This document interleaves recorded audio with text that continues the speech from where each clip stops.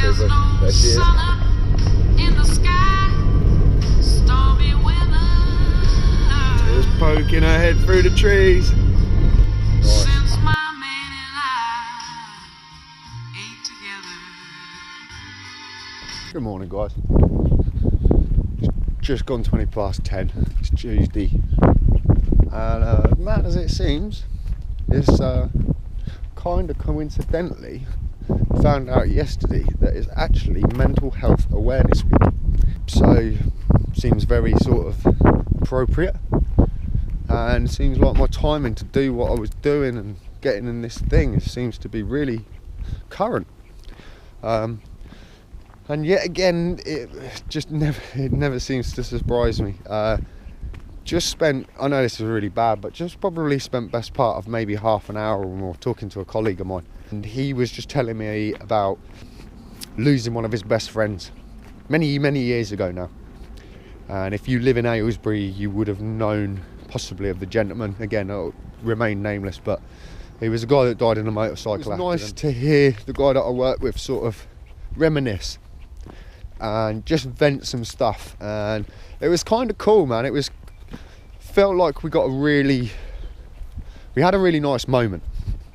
It was humbling.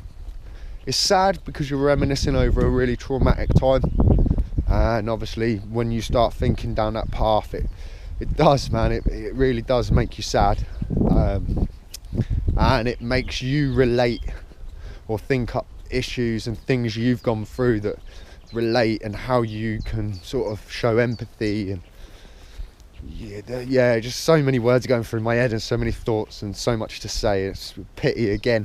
It's one of those things where it was a conversation I wish I'd videoed. However, I don't think my colleague would have felt as confident speaking about it maybe if he knew the camera was rolling. Kind of makes you really solemn to talk about it. One of the most touching things was he said to me how, and this isn't the first or last time it's probably been mentioned, he said, just how genuinely I've not had the best of luck in my life with regards to so many things. As I've said in previous videos, that if you've been watching, you would have seen me say about early life and how I was raised by my grandparents and all of that, and I've tried to give you a best picture. It's so hard because obviously there's so many things to try to fit in, and I don't want to bore you with me rambling, because fundamentally that's what this vlog is going to be like, because it's really hard to give you guys an image of what was, because again, it's not something that I've got footage of. This is going back to a time where we didn't have camera phones or anything portable to capture moments. Yeah, we got cameras, I got photos of me as a kid, but it doesn't portray the time, the place, the era, there's no way you could capture that without actually physically having captured it when it happened, But it was kind of, it's strange when you have somebody in and you're having a heart to heart, when somebody actually does turn around and point out and say, I'm kind of fortunate that I haven't been in your shoes, referring to me. Which again, that was kind of touching, man. It really was. It sort of makes me stand back and think, I'm glad that I'm not in a position where my issues, and let's just say my mental health, isn't just some whimsical thing that I'm chucking out there, guys. I've had a few people say, like, dude, man, I feel that the universe has hardly been on your side for a lot of your time. Maybe that's my own doing. I'm a great believer in karma, and yeah, I was a stroppy little kid that didn't know better, and I've had my moments, and I've been cruel, and I've learned some lessons, and I'm sure I've got a lot more to learn. It's hard from an individual's point of view, because obviously I know my backstory, I know my life, I know what's gone on, just as much as you'll know your backstory, your life, and what's gone on. But try to explain each and individual step, and the traumatic times and the good times, and trying to make emphasis on that and actually make it interesting, or to show that person you're talking to just generally how that made you feel is really hard. And I'm quite fortunate because, again, I'd turn around and say to my colleague, I'm fortunate for the fact, or I think I'm fortunate I'm still here, guys. Just as like his friend, he didn't get that opportunity. I think when he died he was pretty young. I think he was like early 20s. Again, maybe one day that's a story I'll get my friend to tell. I don't know. Again, it's if he's comfortable or would like to even speak out on that. Here, just a quick one. I've been rambling for so long, I'm actually going back to work late, so that's not a good look.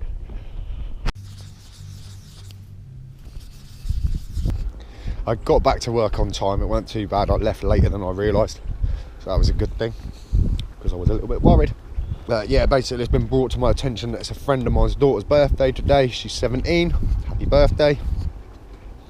And I haven't got a present or a card. The girlfriend's planning, I think, that we were going to go to the cinema tonight to see the new Marvel movie. I wanted to get some time editing and just playing on a new toy, the laptop. So yeah, 3 things to have to do. First things first, got to sort out a present and a card. What do you buy a girl that's just turned 17? It was alright when she was sort of a young teenager.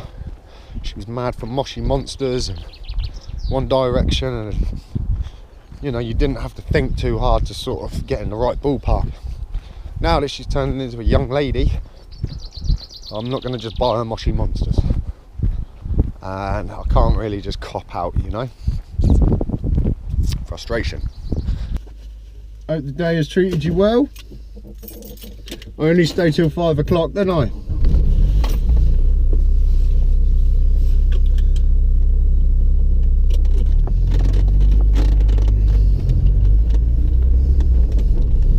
And my God, is it hot.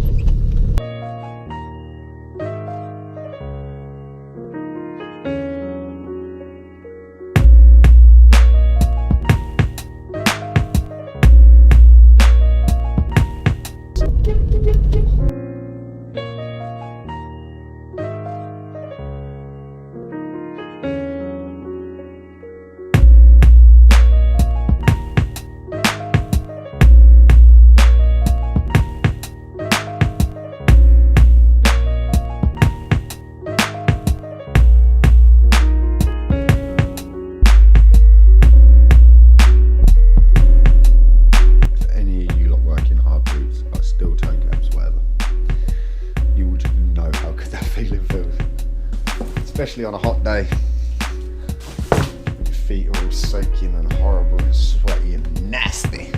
Nasty, boy.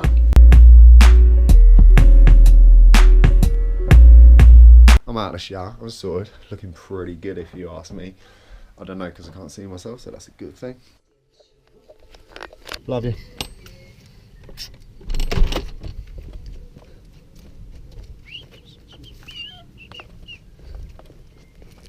Right, so we've got 2 cameras. Oh, pardon me, and the phone. Just handed my dinner.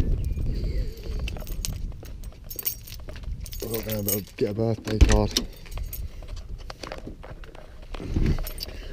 I need to go and check in on my mum, bless her, because I believe she went to the hospital today for MRI scan, maybe, for her back.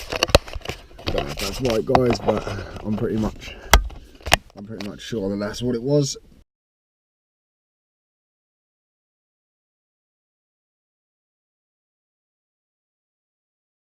Basically, so because I'm a really naff vlogger, I decided to turn the camera off, and then the birthday girl decided to scratch the cards. And what did you win, Amy? What did you get for your birthday? Scratch cards. Yeah, but what did you win? £15. I've got some really cool people following me, actually. I've got a really big response on the mental health thing this week. Well, it's today, wasn't it? No, all week. No, all week it's mental health awareness. No. Yeah, today but 1 was minute the 1 minute 96 radio thing. Yeah, did it with Judi Dench and Lady Gaga? Very good. But I just thought that was a kind of a sellout, because bearing in mind it's like Mental Awareness Week, and they give a minute to it. Yeah, but I think that was a minute in entire Buckinghamshire. Everybody was to give Everybody a minute. did, Well, it's yeah. not that bad. It's the same thing as giving a minute's silence for. Yeah, it's cool. It's a start, It's Martin. yeah. Like, Yeah. I'm alright. Samaritans and all that sort of thing was for. So why don't Yeah. they promote that a bit more rather than promoting having drugs or But this going to rehabs and stuff? This is predominantly why I've started that. Because previous to Mental Health Awareness Week, you know, going back a couple of months where I was ripping my hair out and punching myself in the head, yeah, that's not a healthy state to be in, yeah. I'd done the GP thing, obviously, like 2013 after a split with Steph. I'd had my issues, went to the GP, depression, and straight away it was like antidepressants, get signed off work, get in contact with Healthy Mum, yeah. So I thought, well, I don't want the antidepressants. The minute the guy said after a couple of months, once you feel better, we'll wean you off of it, I was like, Yeah, they're quite. I don't need another addiction in my life. Yeah, they're quite a bad addiction too. They can Don't be. get me wrong, the second time I went back, after 2 years of trying to just sort your head out and just thinking, don't worry, stiff upper lip, get on with it, da-da-da-da. Went back, the lady that I see that time explained it in a better light, where she was like, look, antidepressants aren't going to make your problems go away, they're not going to fix your problems. Think of it like a crutch that just makes your healing process bearable. Yeah. Yeah, so it might give you more clarity in your thoughts, and it might just give you a bit more sort of ease when it comes to dealing with the stress, the bits where I get to the point and I just lose my shit. Yeah. It might just let you get through that a bit easier and maybe think about it. And I was like, okay, that's sold it to me, that's why I went on the antidepressant. Didn't work? Well, I went maybe, 4 or 5 months on them, then went to Mauritius, got to Mauritius and I sort of took them with me and everything. However, it was like, I don't need antidepressants here. No, Just don't need them. nothing to be There's stressed no about. stress, there's no daily grind, there's no malicious, vindictive people around me. This is like paradise. Obviously, come back from that, dealt with things. Then, beginning of this year, it just got to the point where I just couldn't deal with it anymore. Like everything was getting on top of me, work was getting on top of me, I was having more and more issues at work because of my behaviour. But more so to the point that I was trying to stick up for what I thought was wrong. And I just hate injustice and all the rest of it anyway, but it was bearing on me more than ever. So, yeah, and again, you just sort of, I was just bashing my head against the wall. And obviously it starts worrying Andrea and people around you. Obviously I pulled myself out of sort of social being completely.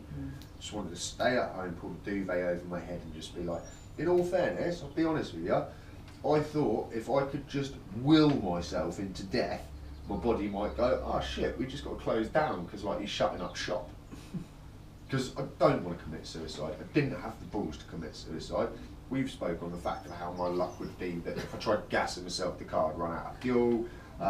If I tried to crash into a bridge, I know I'd take the bridge out, kill 1,000 people that were stood on the top of the bridge having a party, Still be alive. and I'd probably just maim myself or mangle up. Bruce! Got boo boo! Well, no, I'll end up breaking my leg, so I can't work, so I get in debt, but I don't actually achieve what I wanted to achieve. That sort of bullshit, and I really did. I honestly got to the point where I was just trying to will myself dead. You know, like holding your breath? Yeah. You know, that sort of bullshit. I laugh about it now. Back at that time, obviously, you've got to imagine, Andrea was trying to deal with me every day. I'm trying to go to work, the days felt like years, and I was just getting worse and worse and worse. I couldn't deal with it. Didn't want to talk about it. Because why do I want to talk about You talk such about it now though to somebody. Well, I have that. Because predominantly Andrea got to a point where she was like, I really don't know how to help you. And I'm worried for you. And this is now putting a burden on our relationship because I can't deal with this.